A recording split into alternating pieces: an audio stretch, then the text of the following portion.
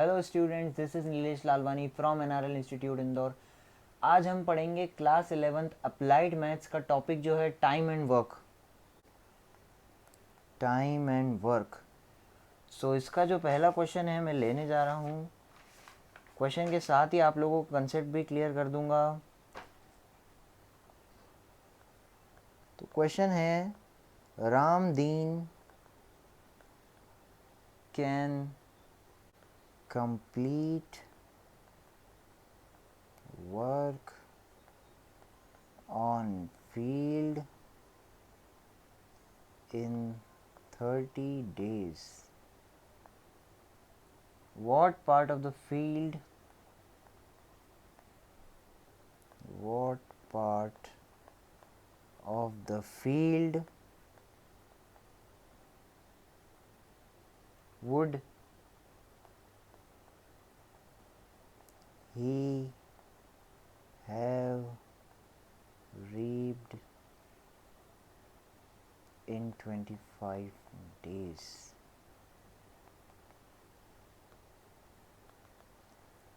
रामदीन जो है फील्ड पे वर्क को कंप्लीट कर लेता है 30 डेज़ के अंदर।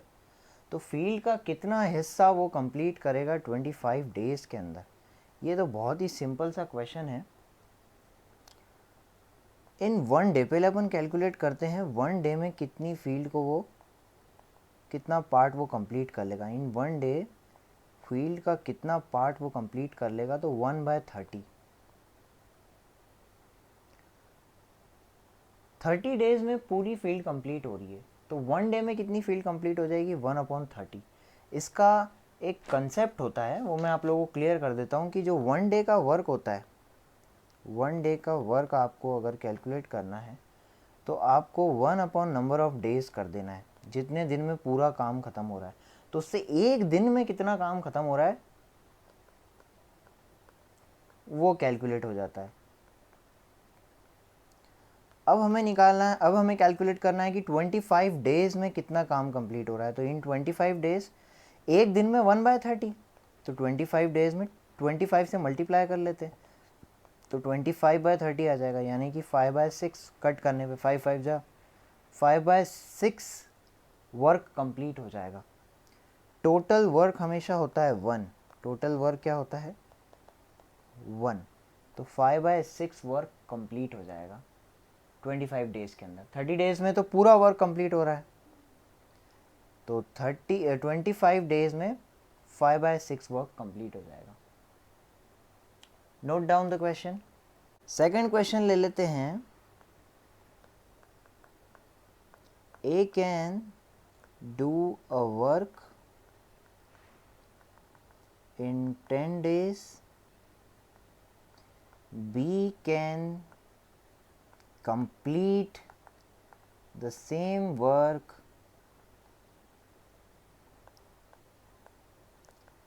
in 8 days if they work together. How much time they takes to complete the work? बहुत ही इजी क्वेश्चन है। ए किसी काम को 10 दिन में ख़त्म करता है, बी उसी काम को 8 दिन लेता है ख़त्म करने में, सिर्फ 8 दिन में ख़त्म कर लेता है। अगर दोनों मिलकर काम करें तो काम कितने समय में कंप्लीट होगा?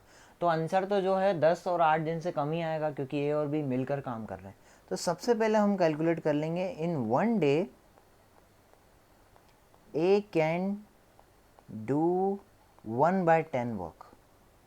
इन one day A can do 1/10 work, मतलब जितना वर्क है उसका 1/10 ए एक दिन में ख़त्म कर लेगा।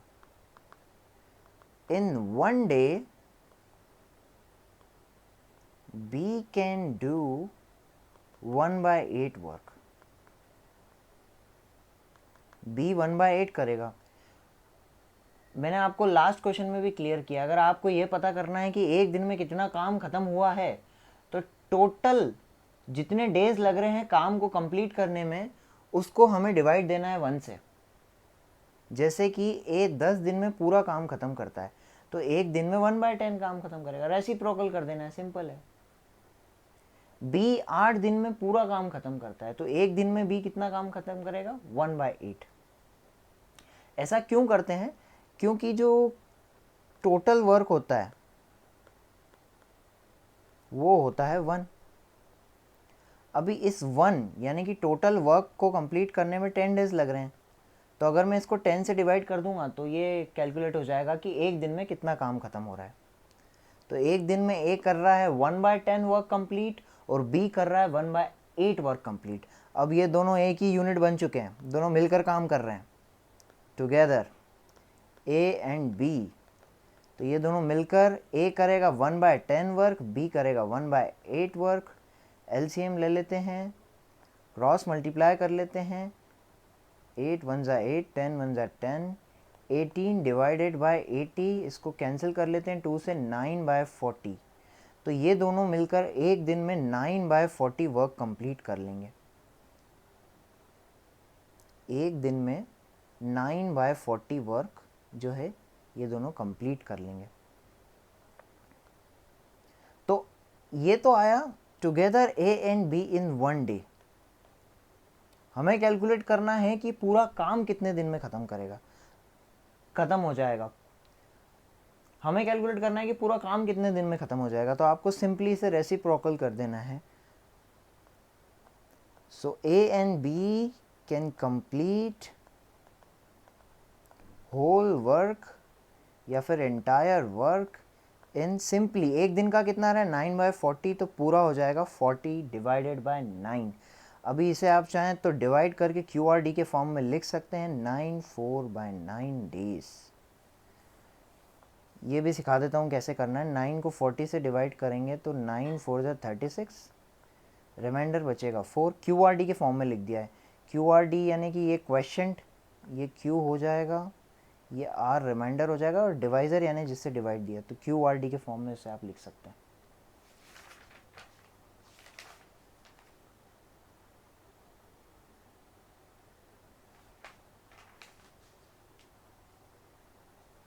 क्लियर है? चलिए नेक्स्ट क्वेश्चन देखते हैं हम लोग। A can do a job in 10 days, B in 15 days। Same job को करने में ए लेता है 10 दिन, बी लेता है 15 दिन। दोनों ने मिलके काम किया। If they work together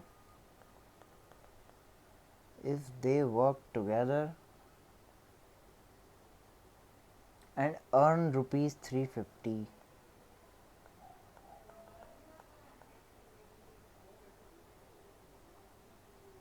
how should they share the money? How should they share the money? दोनों आपस में 350 रुपये को कैसे बांटेंगे? पहले हम ये कैलकुलेट कर लेते हैं कि एक दिन में ए कितना काम कंप्लीट करेगा। पहले तो ये मालूम होना चाहिए कि दोनों में से ज़्यादा इफ़िशिएंट कौन है, तो ए ही है, क्योंकि ए कम समय ले रहा है काम को कंप्लीट करने में। तो in 1 day A can do 1/10 work, और in 1 day B can do 1/15 work. तो ये दोनों का रेशियो ले लेते हैं हम, 1/10 रेशियो 1/15, 1/10 रेशियो 1/15। डिनोमिनेटर इक्वल करने पड़ेंगे, 10 और 15 का एलसीएम निकालना पड़ेगा। 2 5 15 इधर है, 3 से ले लेते हैं तो 5 आ जाएगा, 5 से ले लेते हैं इसको हम लोग, ये 5 लिखा हुआ है, सो एलसीएम हो जाएगा 2 × 3 × 5 यानी कि 30। अब 1/10 को 3 से मल्टीप्लाई किया, 3 से डिवाइड, तो 3/30 आ गया। 1/15 को हमने 2 से मल्टीप्लाई किया, 2 से डिवाइड किया, तो 2/30 आ गया। तो रेशियो बन गया 3:2। रेशियो क्या हो गया? 3:2। 2। अब इस 3:2 में हम लोग डिवाइड कर देंगे 350 रुपीज़ को, तो ए विल गेट 350 इंटू 3/5 कैसे हुआ, 3 और 2 5, तो ए को मिल जाएगा 210 रुपया और बी को मिल जाएगा 2/5, 5 7 35, 140 रुपया। कंप्लीट।